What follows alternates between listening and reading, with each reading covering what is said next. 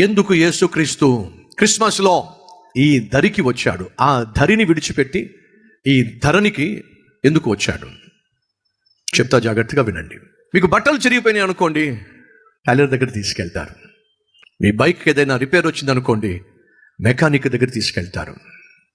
కానీ మీ జీవితానికే సమస్య వస్తే, మీ బ్రతుక్కే సమస్య వస్తే, శాంతి లేక, సమాధానం లేక, సంతోషం లేక, నెమ్మది లేక, నరకాన్ని అనుభవిస్తున్న మనిషి బాగుపడాలంటే ఎక్కడికి వెళితే బాగుపడతాడు? ఎవరి దగ్గరికి తీసుకెళ్తే తన జీవితం బాగుపడుతుంది? ప్రొద్దున లేస్తే సాయంత్రం వరకు ప్రతి విధమైన పాపానికి బానిసై, అల్లరితో కూడిన ఆటపాటలకు దాసోహమై, కామ వికార చేష్టలకు బందీ అయి, తిని తాగుతూ తందనాలాడుతూ తిరిగేటటువంటి పాపిష్టి మనిషి బాగుపడాలంటే ఎవరి దగ్గర తీసుకెళ్తే బాగుపడతాడు? ఈరోజు నా ప్రశ్న అడుగుతున్నాను, పర్సనల్గా అడుగుతున్నాను. మనలో ఎంతమందికి ఆశ ఉంది, నేను బాగుపడితే బాగుండు, నా జీవితం బాగుపడితే బాగుండు, నా భర్త బాగుపడితే బాగుండు, నా భార్య బాగుపడితే బాగుండు, నా కొడుకు బాగుపడితే బాగుండు, నా కూతురు బాగుపడితే బాగుండు. ఈరోజు ప్రతి ఒక్కరూ కోరుతుంది ఏమిటంటే బాగుపడాలి, సమాజం బాగుండాలి. సమాజం బాగుండాలి అంటే మనిషి బాగుండాలి. మనిషి బాగుండాలి అంటే బాగు చేసే దేవుడు కావాలి. ఆ బాగు చేసే దేవుడి దగ్గరికి వెళ్ళగలడా మనిషి?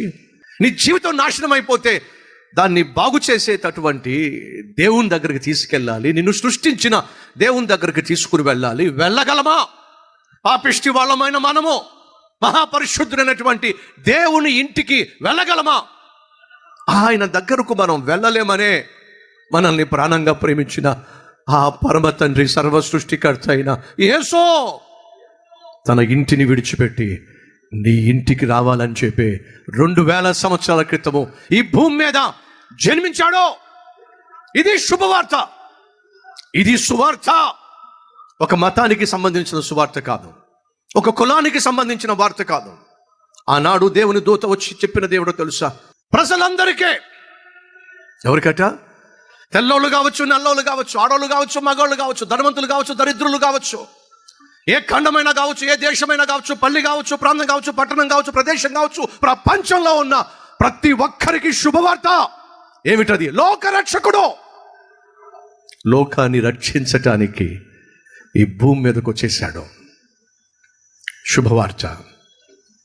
సహోదరి, సహోదరుడా, బాగుపడాలి ఆశ అయితే నీకుంది, కానీ బాగు చేసే దేవుడిని నువ్వు చేరుకోలేవని బాగు చేసే దేవుడే నిన్ను చేరుకున్న శుభవేళ క్రిస్మస్.